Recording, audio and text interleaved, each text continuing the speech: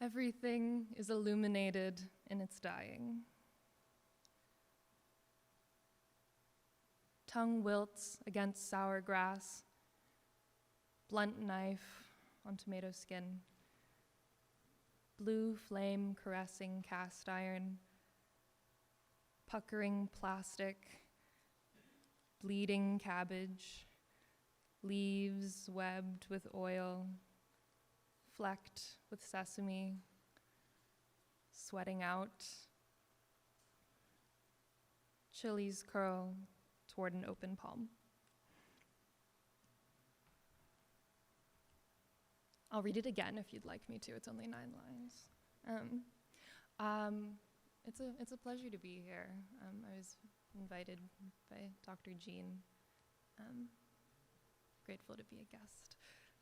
I'm also a book artist. So I was gonna come up here and say, I'm gonna read a book, but I figured that would scare Evan too much. So. I always do that. My here's a really long poem in 14 parts. That gets everyone excited. Okay. Does anyone need to hear it another time? I can also. Okay. Okay. Okay. Oh, and this is all done on letterpress. Okay.